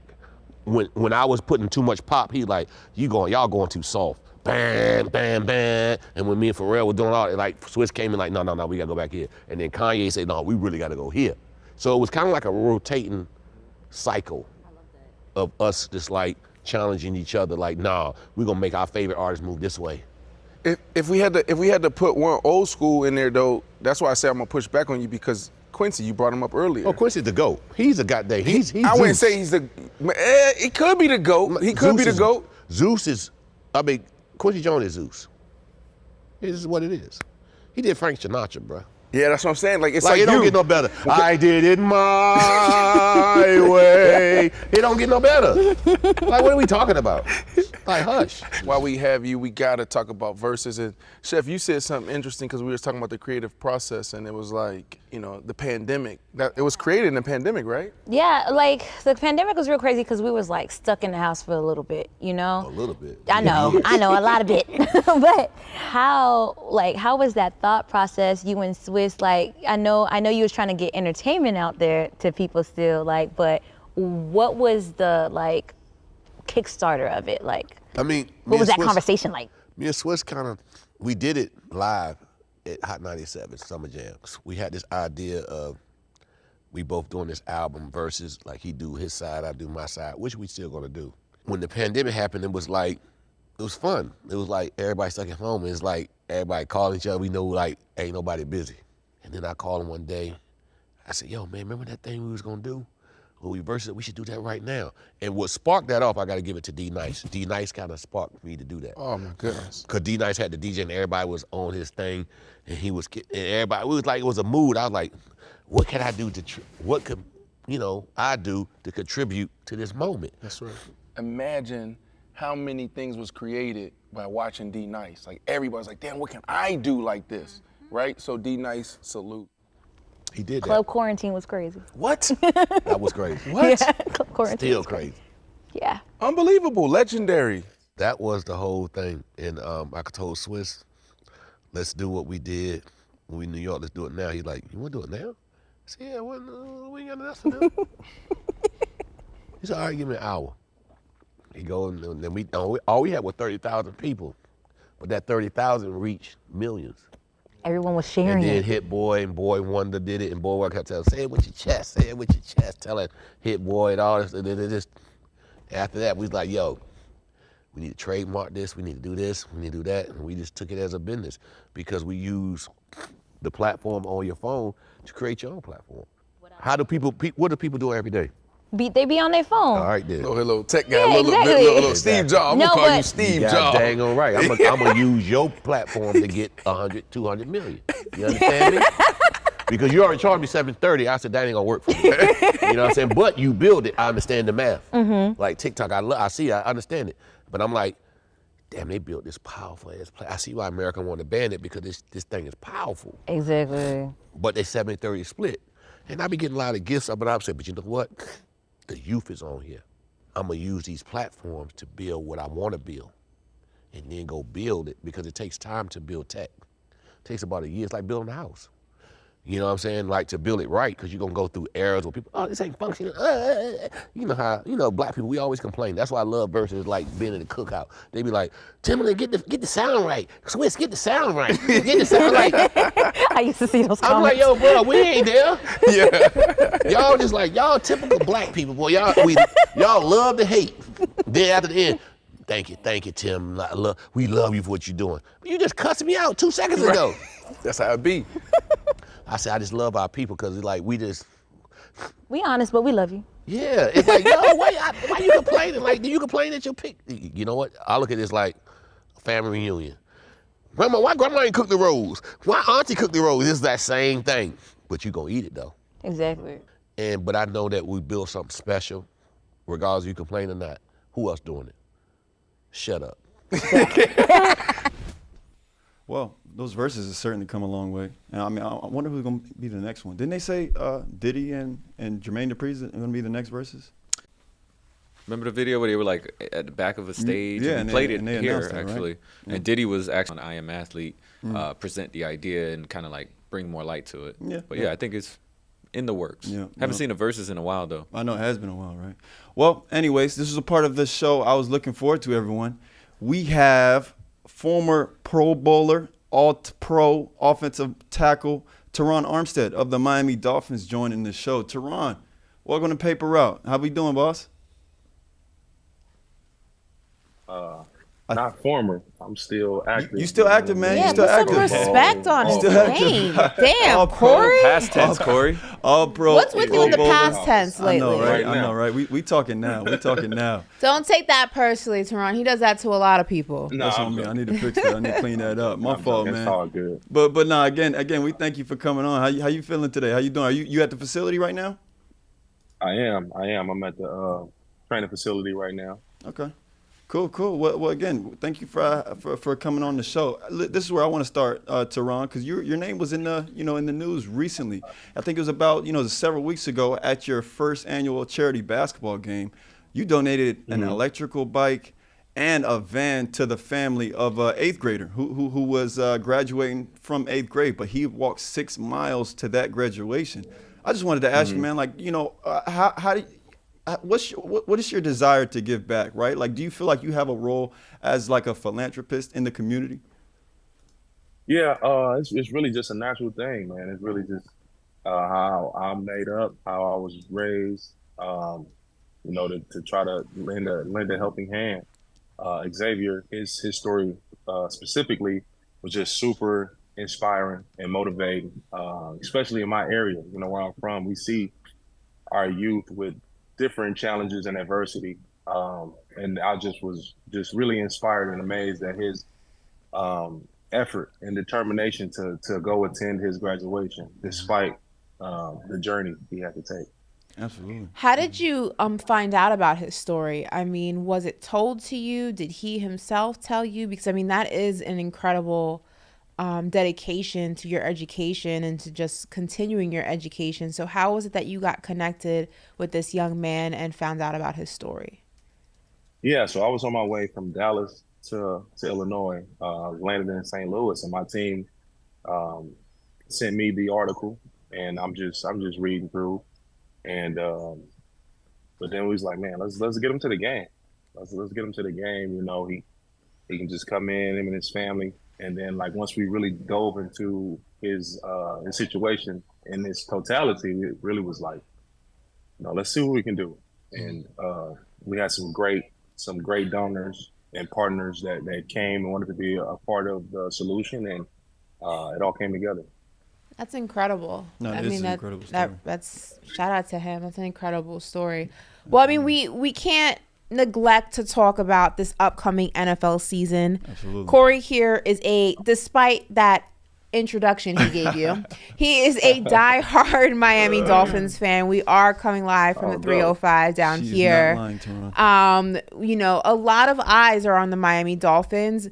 New pieces. Jalen Ramsey, obviously one of the most polarizing players in the NFL, is now a Miami Dolphin. First and foremost, what's the vibe been like with this Miami Dolphins team? Tua's supposed to be looking really healthy. Everyone is coming in with the mindset like, listen, we can win this division. We can win a championship. That is more realistic in Miami than ever before. Are you guys feeling that right now, or has that not set in yet? It's a real thing. We're confident. It's a lot of energy in the building. It's a lot of excitement. We're ready. We're ready to get rolling and put our best foot forward. Like, I've been around long enough to know how difficult it is to win in this league. It's a tough task. Every week, you got to put your best foot forward. The preparation got to be. You can't never slack in preparation. You can't slacken your effort and intent. So I know how hard it is to grind. But honestly speaking, I've been on some really good teams, some Super Bowl caliber teams. I like our chances. Well, I'll tell you what, Terron, it's great to hear that the energy is good in that locker room because, as Ashley said, I'm a huge Dolphins fan. And I'm a football guy, too. So I play football, and I know, like the Jalen Ramseys, picking up the Jalen Ramseys, the Tyreek Hills are important. But I tell you what, when we added you, last offseason and whatnot, I knew that's when the Dolphins were serious about really, competing and whatnot and competing for a championship because, I mean, honestly speaking, Terron, you're a Dolphins. It's been a long time. It's been a really long time, Terron. So really long. So yeah, I'm really excited. But listen, Terron, I want to kind of address the elephant in the room, right? Like I feel the Dolphins offensive line kind of has a responsibility, going into next season, and maybe one bigger than other offensive lines, just because we know of Tua's situation and whatnot. Do you feel there's like extra pressure, or maybe just like an added responsibility to really protect him this year? I mean, that's objective number one. Anyway, regardless, our job is to keep one clean. That's the objective number one. That's what we're thinking once we kick the ball off, keep the quarterback clean. That's our first goal. We got the week day after day. So I wouldn't say it's any added pressure. We're not even going to try to create any added pressure, anxiety, or none of that. I mean, this game is difficult enough. It's challenging enough. The guys we have up front will be better than ever. This will be. I'm excited about this offensive line. We got some workers. We are second year in this system, and Tua himself, he's more comfortable in the system. He knows where his outlets are. He knows where his hots are. So that level of comfort would benefit everybody. It's going to benefit the entire offense. But absolutely, objective number one: keep one clean. Absolutely. Well, it's interesting because the AFC East at one point had the dark cloud of Tom Brady in it, and that seemed to be the bane of everybody's existence in that division. Tom Brady obviously gone to Tampa Bay, and now he walked away from the game altogether. But now Aaron Rodgers has slid his way into the AFC East with the New York Jets. Is there any what is the game plan, rather, for now? One GOAT has left and a new GOAT has entered. What is the game plan for, making sure that the Jets are not the new Patriots and starting to rule this division with an iron fist? Yeah, a tough division. Like, seriously speaking, it's a very, very tough division. So we really, going to have to come with it. And our first goal as a team is to win the division.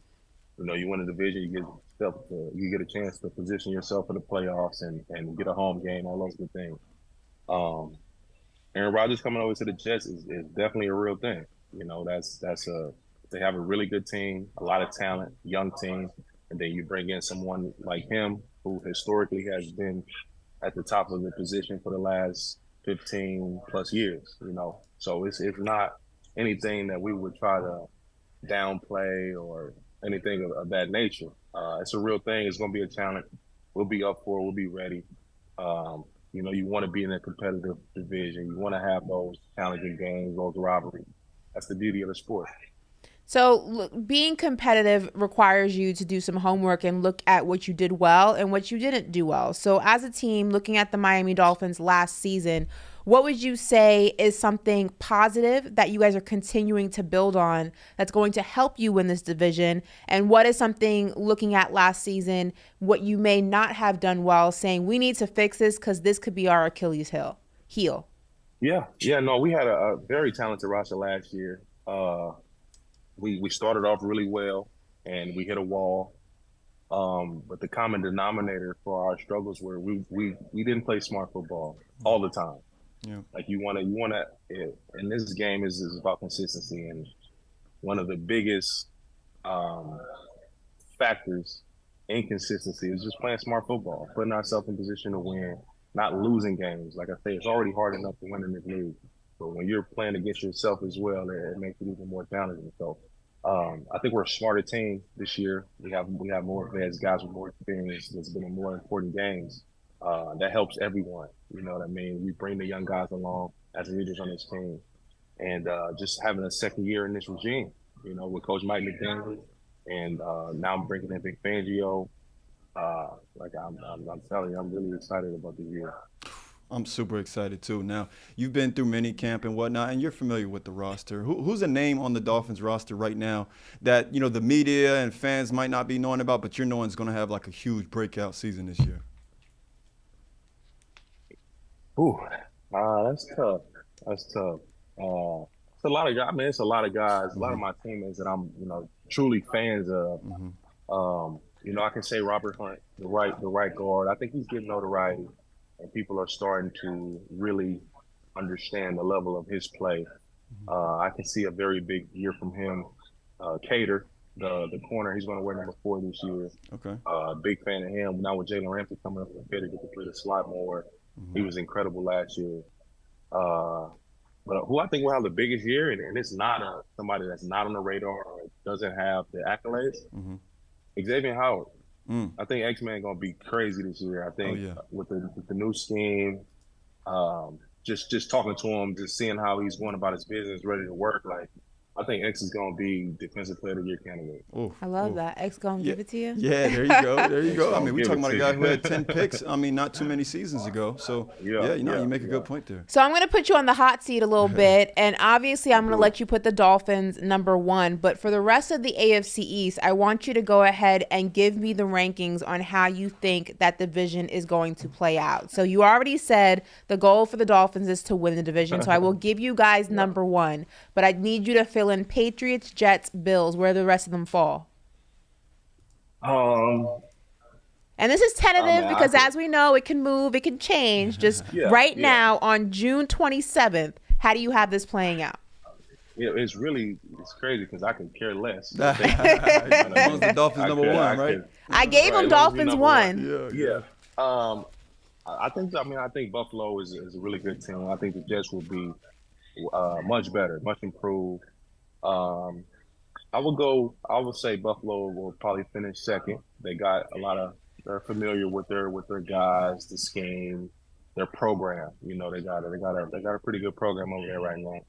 And then the Jets would be third, and the Patriots will wrap up, the last place. All right, so we got Dolphins, Bills, Jets, Patriots. I feel like a lot of people could agree with that. Yeah, and I think that's about right. I agree the most with the Dolphins at the top. Hey, man, listen, Terron, I'm telling you, I feel like this year is our year. I just got that feeling. I really do just have that feeling. Oh, my God. You sound like me every year with the Dallas Cowboys. Yeah, what year didn't you have that feeling?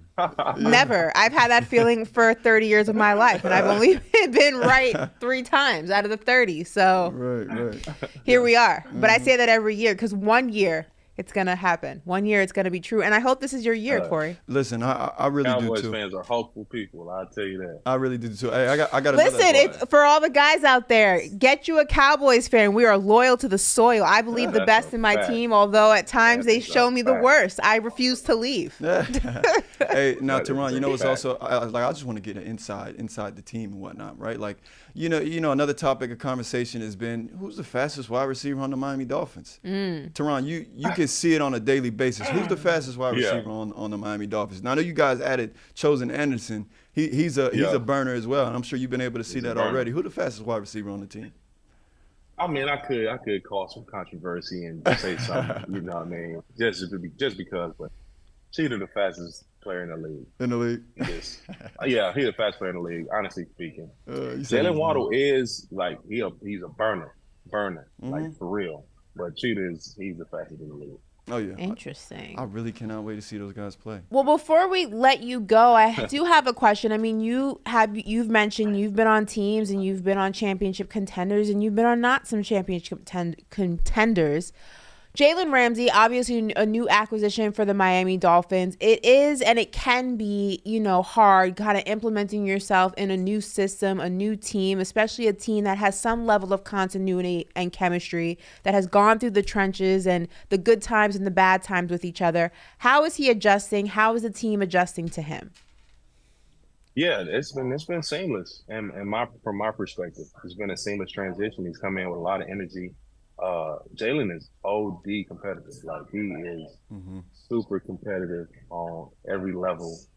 So, that nature, that instinctive competitiveness is contagious. We would love for that to spread throughout the locker room and throughout the team. He's a high caliber player. He can come in and get adjusted fairly quick. He's gonna be a force for us for sure, and especially in the new scheme that we're running. Yep. So you guys excited for the Dolphins Cowboys Super Bowl? I know that's what it's looking like. Huh? That's what it's looking like. You guys excited for that? I'm excited. Man, real talk. What you gonna do when you wake up? Yeah. Anyway, this is not a Giants conversation. They're a non-factor. I'm excited for the Cowboys-Giants Super Bowl. We got Tua, we got Dak. It's going to be fun. I'm here for it. I'm excited. You just said Cowboys-Giants. We meant Cowboys-Dolphins. Oh, Cowboys-Dolphins. Oh, no, she was... That's going to be the conference. The Giants are like, he's infiltrating me with his mediocrity. It's bothering me. I got BC saying go Giants. Yeah, whatever. Of course. Anyway. Well, listen, Terron. We're on Sirius XM, and we're out of time on Sirius XM. We have Miami Dolphins offensive tackle, all-pro, 4-time Pro Bowler, right?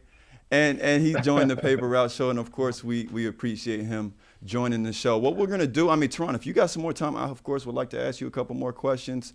Ashley, I don't know if she has a couple more, but yeah, if you want to continue to watch and listen in on this conversation, come hop on to the I Am Athlete page and watch it on YouTube. But SiriusXM, this is Terron Armstead. But yeah, Terron, well, I wanted to ask you, because you went to Arkansas Pine-Bluff, and if you see there on your lower third, man, you were a 3-time first team all SWAC. And if I'm not mistaken, Terron, you're going into year 10, right? 11. Oh, you're 11. You're 11. So I'm talking about that's sustainability. You're a 3rd-round draft pick. I want to take you back a little bit, though, right? I want to talk about what the draft process was like for you as an HBCU player. And then I want to get into, of course, what your experience was as an HBCU player. But how does it, coming from an HBCU, how does it impact your path to the draft? Because this year, only one HBCU player drafted, Isaiah Bolton.